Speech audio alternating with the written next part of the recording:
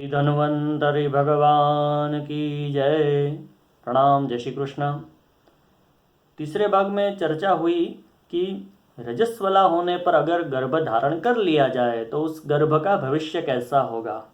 वैसे एक बात और कि तुरंत जन्मे हुए बच्चे मरते हैं तो उसमें हमने जिन कारणों की चर्चा की उनके सिवा अनेकानेक और भी कारण होते हैं। कभी कभी ऐसा होता है कि हमें लगता है कि हम जो कर रहे हैं सब सही है, अनजाने में अज्ञानवश हम कहीं ना कहीं अपने ही शरीर को बड़ा नुकसान पहुंचा रहे होते हैं।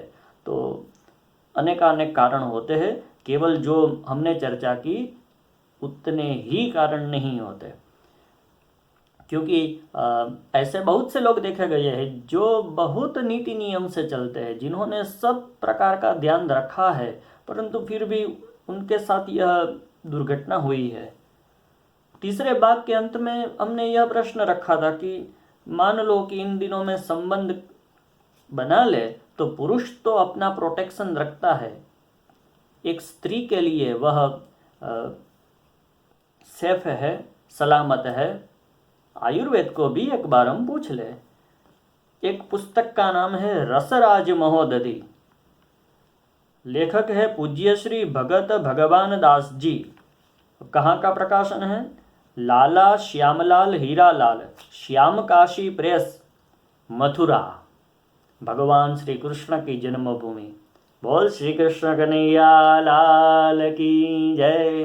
देखो, भगवान श्री कृष्ण को भी हम प्रेम से लाला बोलते हैं, और ये प्रकाशन जहाँ का है वो नाम बढ़िया है, लाला श्यामलाल हीरालाल, और पुस्तक का नाम भी है रसराज। तो सब श्री कृष्ण से मिलता जुलता है। पेज नंबर है 153, 153, 153 और 9 वीरप्पन। बाकी कुछ लोग इतने भोले होते हैं कि ले वीरप्पन ने कब आयुर्वेद का ग्रंथ लिख दिया। फिर दलील भी देते हैं कि हाँ, हो सकता है जंगल में बहुत यात्रा की है तो बहुत कुछ आयुर्वेद के बारे में जानता होगा। तो नोट वीरप्पन, पेज नंबर 153, 153, उसमें पूज्य श्री भगत भगवान दास जी, उनका निवेदन है कि भोजन पचने पर फिर भोजन करने से, देखें, दो भोजन काल के बीच बहुत ही बड़ा अंतराल होना चाहिए। यहाँ इनके कहने का तात्पर्य कि एक बार आपने अच्छे से जिम लिया, भोजन कर लिया, वो थोड़ा पेट हल्का हो भी गया, परंतु फिर से नहीं भोजन करना चाहिए। हमारा तो कैसा है कि किसी रिसेप्शन में जाते हैं, अच्छी तरह से ज़बरदस्त चकाचक पेट भर भोजन करने के बाद अगर पता चल जाए कि अरे पानी पूरी का स्टॉल भी है, तो हमारी मानसिक स्थिति क्या होती है? ले पानी पूरी तो खाई ही नहीं, चलो वहाँ भी न केवल घूमे, थोड़ा उनका भी आनंद दिया जाए। कोई कुछ समझाते भी है कि भाई रेवा दे, धंधे लगी जाए, रहने दो, अब पानी पूरी की जगह नहीं आ रहा है, कुछ भी करेंगे। 500 रुपये का लिफाफा दिया है, वसूल तो करना है ना। फिर 500 रुपये की वसूली में कभी कभी 1000 रुपये की दवा भी हो जाती है। तो इनका निवेदन है कि भोजन पचने पर फिर भोजन करने से, मदिरा पीने से और प्रकृति के विरुद्ध अधिक गर्म और रूखा भोजन तथा कच्चा गर्भ गिरने से, अतिमैथुन से, सहवास के अनंतर जननेन्द्रिय को साफ न करने से, मार्ग चलने से, यह इनका कहने का तात्पर्य ये हो सकता है कि अत्यधिक बहुत पैदल यात्रा करने से, लंघन करने से, सोच से इसका अर्थ भगवान जाने, हमको नहीं पता। गहरी चोट लगने से, तीक्ष्ण पदार्थों के अधिक सेवन से, और देखो कुछ अचार भी तीक्ष्ण होते हैं, तो अचार की भी बात तो हमें करनी ही है। बिना अचार की बात किए इस विषय को हम पूरा कैसे कर सकते हैं। अब महत्वपूर्ण बात है, ऋतु काल में नियम विरुद्ध वर्ताव करने से प्रदर रोग प्रकट हो जाता है। ऋतु काल में नियम विरुद्ध वर्ताव करने से, प्रदर, श्वेत प्रदर, रक्त प्रदर इत्यादि अलग अलग रोगों के प्रकार होते हैं, तो वो प्रकट हो जाता है। पहले यह समझ लो कि ऋतुकाल क्या है। तो इनमें दो अभिप्राय है, 3 अभिप्राय है। कुछ आचार्य रजोदर्शन से आरंभ करके 16 रात्रि तक का ऋतुकाल मानते हैं। कुछ आचार्य आरंभ की जो रात्रि है 4 रात्रि, 3 रात्रि, इसमें थोड़ा मैं अपनी ओर से मतांतर इसलिए कर रहा हूँ क्योंकि दिनों की गिनती भी बदल जाती है। यूँ नहीं कि बस 12 बज गए तो तारीख बदल गई, या सूर्योदय हुआ तो तिथि बदल गई। इनकी गिनती भी कुछ अलग प्रकार की है और वो एक अलग विषय है और विषयांतर भी हो जाएगा। बस कुल मिलाकर इतना समझ लो संक्षिप्त में कि कुछ आचार्य 16 रात्रि मानते हैं, कुछ आचार्य 12 रात्रि मानते हैं, और एक अभिप्राय ऐसा भी है कि पूरा महीना ऋतुकाल है। क्यों ऐसा अभिप्राय है? क्योंकि शरीर से अंडोत्सर्जन, स्त्री के शरीर से अंडोत्सर्जन कब होगा उनका कुछ निश्चित समय तय नहीं कर सकते। अभिप्रायों में भिन्नता होने पर भी भगवान धन्वंतरि से लेकर आज तक जितने भी आचार्य हुए, आज तक जितने भी ग्रंथ लिखे गए और भविष्य में लिखे जाएंगे, सब ने एक स्वर से इस बात का स्वीकार तो किया ही किया है कि जब तक वह आर्तव स्राव हो रहा हो तब तक संबंध नहीं ही बनाना है, संबंध नहीं ही बनाना है। इसमें कोई मतांतर नहीं है, इसमें सब आचार्य एक ही अभिप्राय देते हैं। क्यों न बनाए? तो कहते हैं कि प्रदर रोग प्रकट हो जाए। और ऐसा लिखने वाले जो लेखक है वे 16 रात्रि का ऋतुकाल मानते हैं। एक दूसरी पुस्तक है प्रसूति विज्ञान, doctor Ramanath Dwivedi, page number 56। वे लिखते हैं कि रजस्राव होता हो तो सहवास का निषेध किया गया है। इसके व्यभिचार से होने वाली आपत्तियों का भी उल्लेख किया गया है। पाश्चात्य चिकित्सक भी ऐसा मानते हैं कि इस काल में मैथुन आदि के कारण स्त्रियों में श्वेत प्रदर, पुरुषों में मूत्र प्रसेक, शोथ एवं विकृत आकार की गर्भोत्पत्ति की भी संभावना है। चलो, पुरुषों ने तो अपना प्रोटेक्शन कर लिया, परंतु स्त्रियों का क्या? यही प्रश्न है। पुरुषों के रोग का भले ही यहाँ पर इन्होंने बताया हो, परंतु स्त्री अनसेफ है, सलामत नहीं। और अवश्य इस निवेदन से आधुनिक जो डॉक्टर है, एलोपैथी डॉक्टर है, उनको थोड़ा ये अजीब लगेगा या फिर उनको सुनना अच्छा ना लगे कि यार कैसी कैसी बहकी बातें करता है।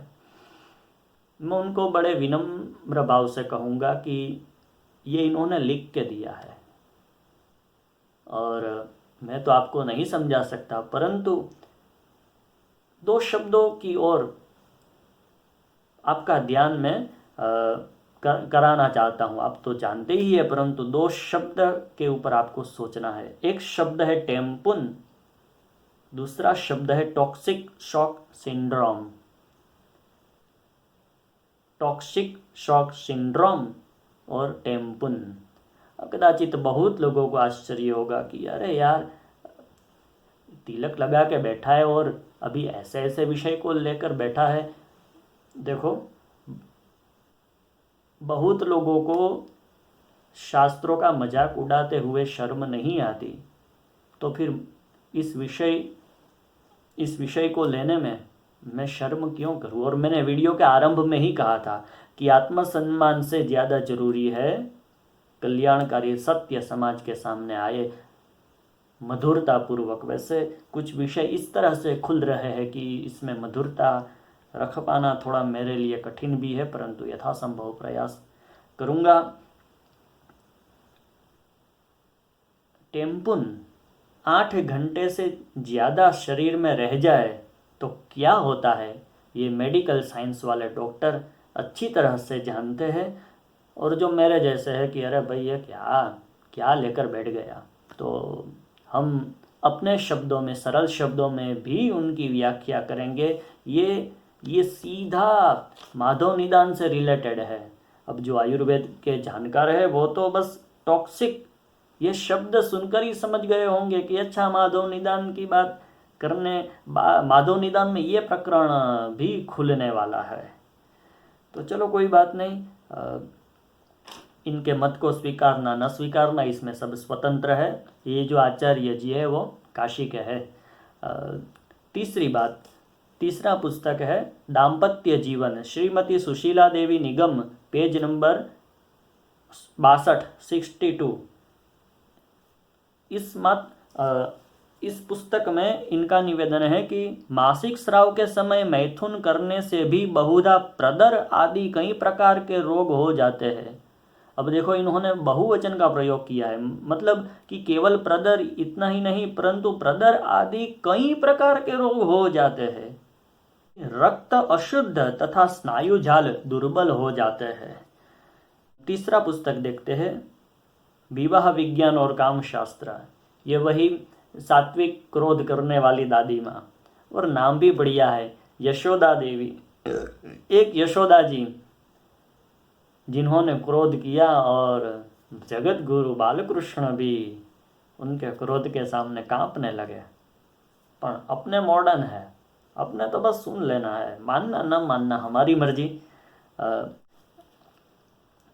जो पुरुष इन रातों में संभोग करते हैं उन्हें अनेक प्रकार के रोग घेर लेते हैं। मासिक धर्म के रक्त में स्त्री शरीर से एक प्रकार का विकृत उष्ण रक्त जैसा कि फोड़े में पीव व रक्त निकलता है वैसा ही निकलता है। इस कारण इस समय संभोग करने से स्त्री पुरुष दोनों रोगी हो जाते हैं। देखो ये लेडी डॉक्टर है और इन्होंने तो स्पष्ट बोल ही दिया है, वो विकृत होता है। एक स्त्री लेडी डॉक्टर का यह कथन है। इसी पुस्तक में पेज नंबर 161, बाल्यावस्था में माता पिता को इस बात का ध्यान रखना चाहिए कि लड़कियां गंदे पुस्तक न पढ़ने पावे तथा दुष्ट लड़कों और लड़कियों के साथ न रहने पावे। आजकल तो लड़कियां लड़कों के साथ ही पढ़ा करती है और स्वतंत्र होती जाती है। इन्हीं कारणों से ऋतु धर्म का भी कुछ नियम नहीं रहा। जल्दी आरंभ होता है और जल्दी बंद होता है तथा ऋतु धर्म में अनेक प्रकार की शिकायतें उत्पन्न हो जाती है।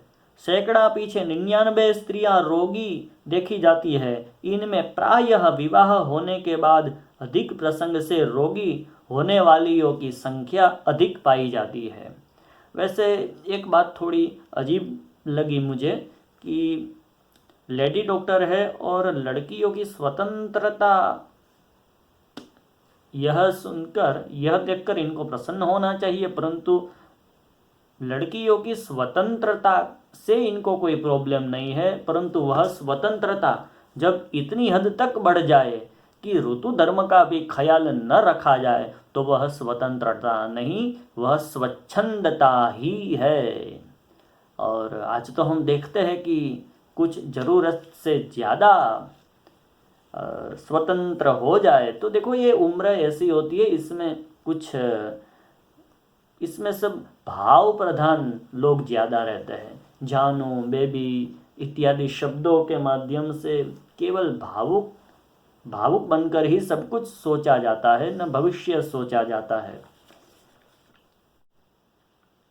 इसी पुस्तक में पेज नंबर 433 इनका निवेदन है, पुरुष के साथ उसकी स्त्री की भी चिट्ठी आती है। स्त्री भी प्रदर रोग तथा मासिक धर्म की खराबी से दुखी है। पाठक पाठिकाओं विचारिए तो सही, लोग कैसी अज्ञानता करते हैं, अपने तथा स्त्री के शरीर का किस प्रकार सत्यानाश कर रहे हैं। धिक्कार है इस आनंद को जिससे पति पत्नी दोनों निर्बल हो जाते हैं और फिर उसी आनंद के लिए रोया और पछताया करते हैं। स्त्रियों के पत्रों से मालूम होता है कि युवा पुरुष मासिक धर्म के दिनों में तथा प्रसूतावस्था में भी मूर्खतावश प्रसंग करते हैं और स्त्री की आरोग्यता का कुछ भी ध्यान नहीं रखते। यह कैसी अज्ञानता है और अपनी पत्नी के साथ कैसा अत्याचार है। इसी पुस्तक में पेज नंबर 363, मासिक धर्म के समय गर्भाशय का मुख खुला रहता है। ऐसी दशा में रति क्रिया करने से कभी स्त्री वंध्या हो जाती है।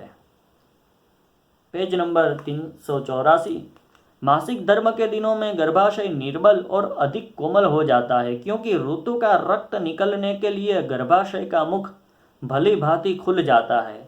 रक्त प्रवाह से गर्भाशय में निर्बलता आ जाती है। जो अज्ञानी कामांध पति ऐसी दशा में संभोग करते हैं तथा जो मासिक धर्म के बाद विपरीत आसन से रति करते हैं, उनकी स्त्रियों के गर्भाशय का मुख टेढ़ा हो जाता है।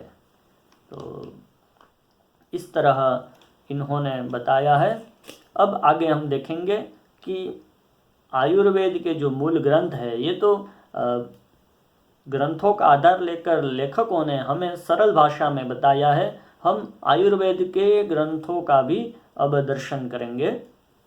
और एक बात, केवल इतना ही नहीं कि ये रोग हो जाते हैं, क्यों होते हैं उसका कारण भी विशेष रूप से आयुर्वेद ने बताया है। संक्षेप में बस इतना समझ लिया जाए कि आपका शरीर चाहता है कि वह रक्त बाहर निकल जाए, आपका शरीर यही चाहता है, और उसी समय संबंध बंधता है, तब रक्त को आप अंदर धकेल रहे होते हो तो शरीर की बात नहीं मानते, शरीर कुछ और करना चाहता है और आप उसके कार्य में विघ्न उत्पन्न कर रहे हो। देखो, शरीर हमारा मित्र है और हम शरीर को जैसे भी उनका उपयोग करें, शरीर हर बार प्रयास करता है कि चलो ये जो तालमेल बिगड़ गया है उनको ठीक कर लिया जाए, परंतु शरीर को उसका अवसर अवश्य देना चाहिए, वरना शरीर जब अपना अवसर खोजता है तब कई बार हमारे लेने के देने पड़ जाते हैं। आगे के वीडियो में इस बात में मूल ग्रंथ क्या कहते हैं हम वो भी देखते हैं। जय श्री कृष्ण।